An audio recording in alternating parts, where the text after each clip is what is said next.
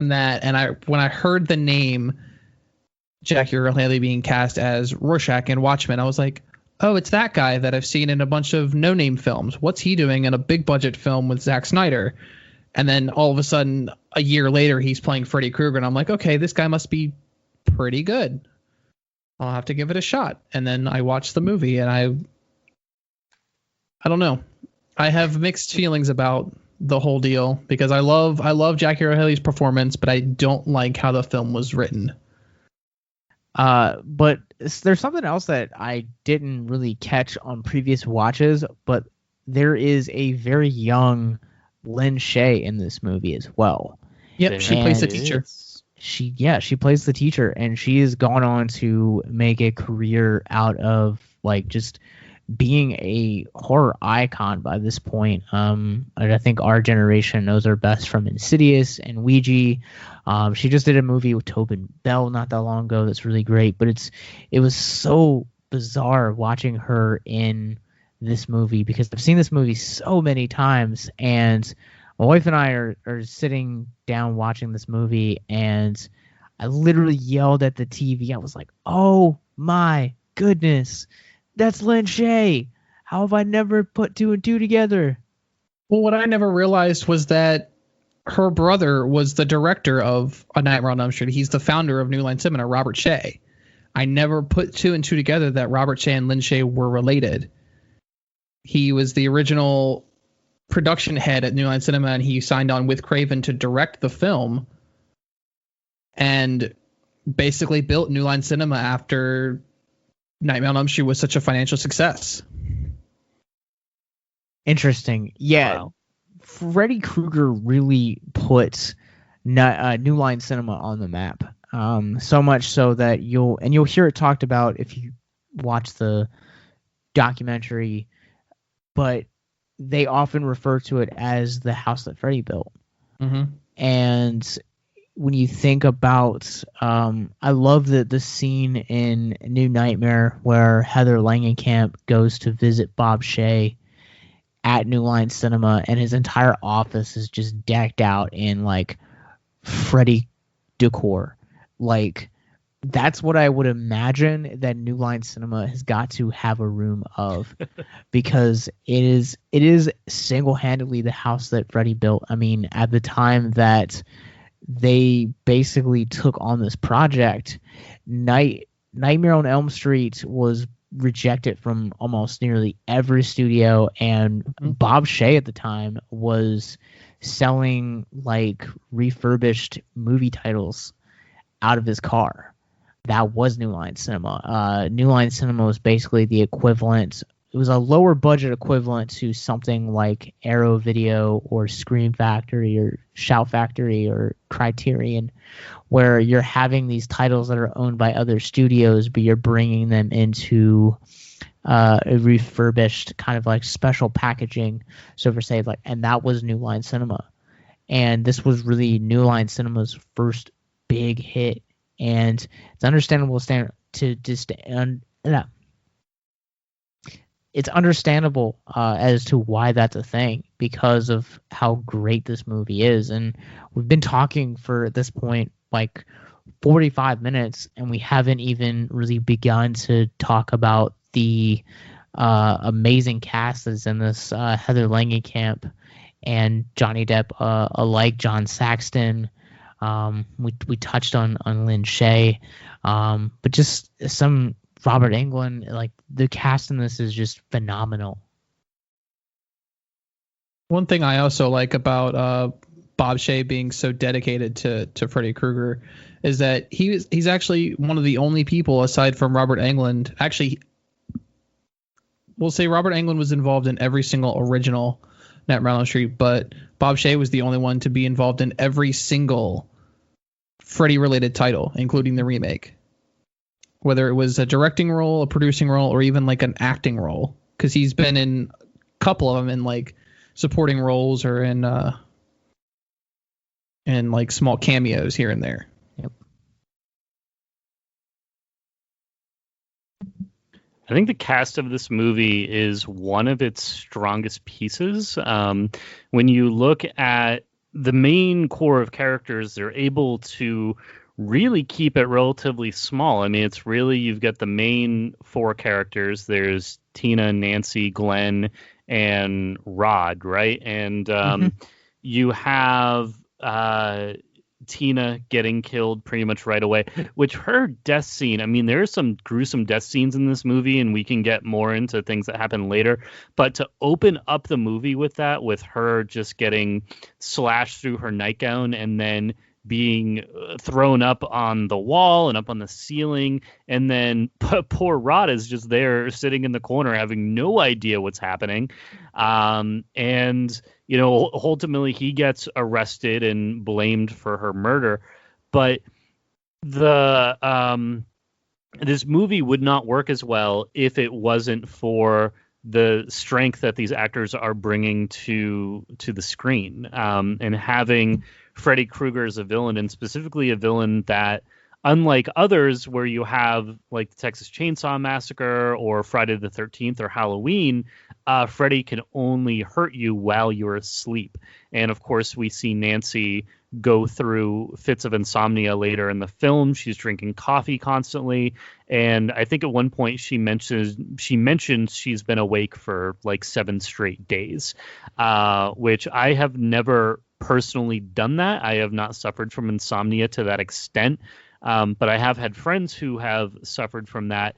And when you go that long without sleep, the way that your senses are affected, hallucinations can start to happen. I mean, you were just severely deprived from rest for that length of time. It's going to really, really affect you. And then it's around that time that she gets her plan to try and pull Freddy out. Because she realizes, she grabs his hat when she's doing the sleep study, and she realizes that she can pull things out of the dream, which for me, she makes this connection that she can pull things out of the dream. That to me means she can bring things into the dream. So why doesn't she just like go to sleep with a gun in her pocket and then just have it?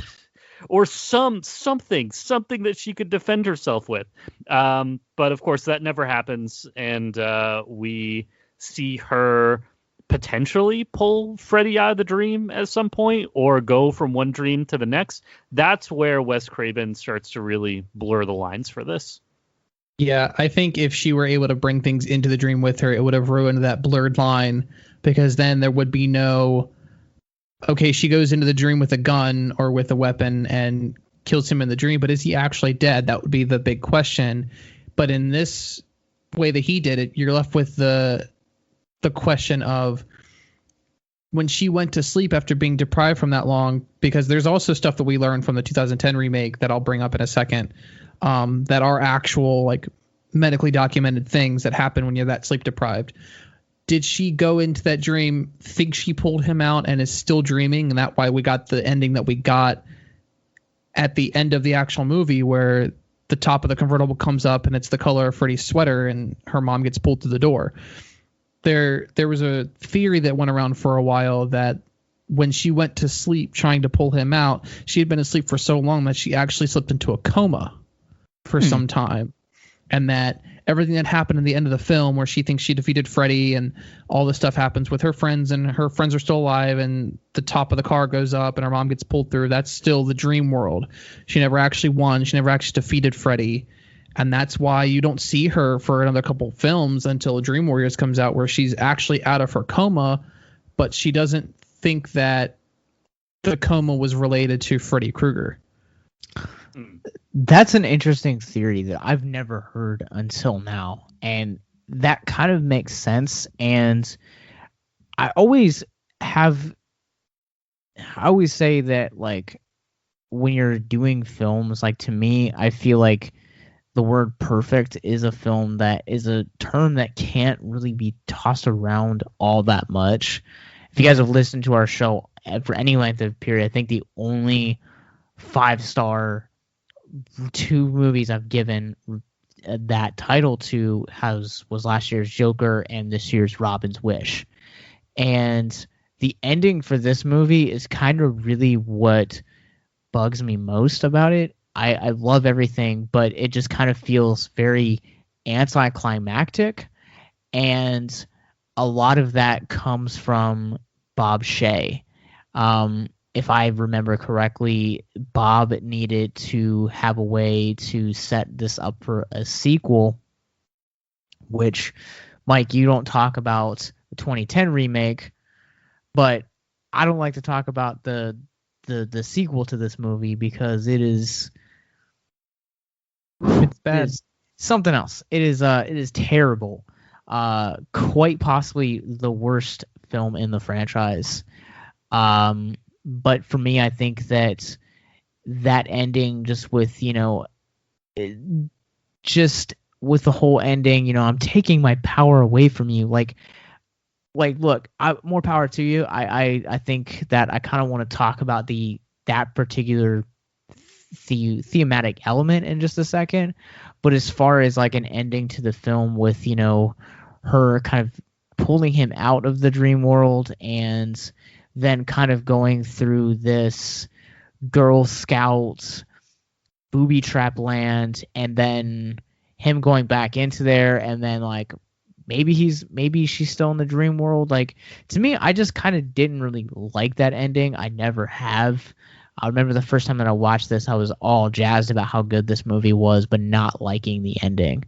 It feels very anticlimactic, especially the way that they build and just shape Freddy throughout the course of this. That he just kind of seems like such a weakling in the last like 10 to 15 minutes of this movie. Well, that's the thing. I think that ending kind of fully realizes. I think it's. I'm trying to figure out how to put this into words. I think it was Craven's way of self-realizing that the character that he created isn't in brute force powerful or terrifying.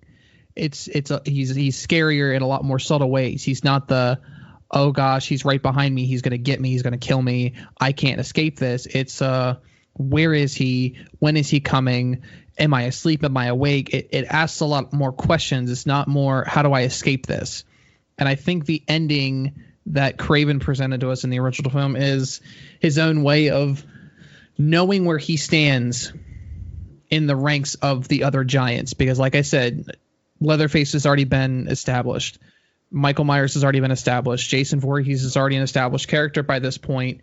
And here comes skinny, scrawny Freddy-Krueger with steak knives on his fingers. Like, no one, by looking at pictures, no one's going to be scared of that.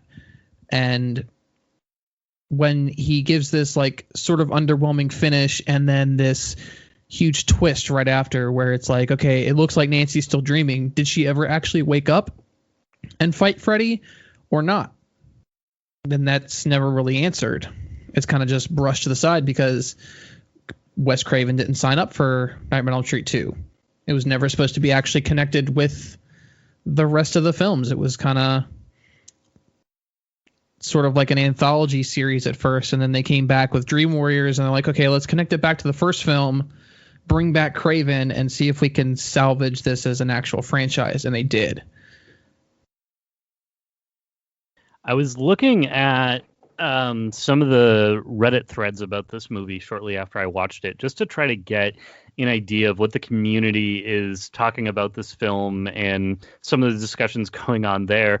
And some of the questions were similar to mine of what went on at the end, not having a frame of reference for the sequels and not really knowing how it was explained. What does the end of this first movie mean? And one person's response was a little disappointing, but I also think it kind of makes the most sense that at the time, a lot of movies would throw things like that into the ending, in this case, showcasing that Freddy isn't truly dead, to try and leave it open for a sequel if they wanted to, or just to make the audience, basically have the audience come out talking about it and to really get more press about this film. If it was very definitive in the way that it ended, you're not going to have that level of conversation. It reminds me of Inception in 2010, and with the ambiguous ending of that movie, and that people are still talking about it. And if it was as cut and dry as some other movies, maybe people wouldn't be quite as much. And so basically the end of this comment was essentially ignore the ending. What happens up until Nancy's able to vanquish Freddy and get rid of him, that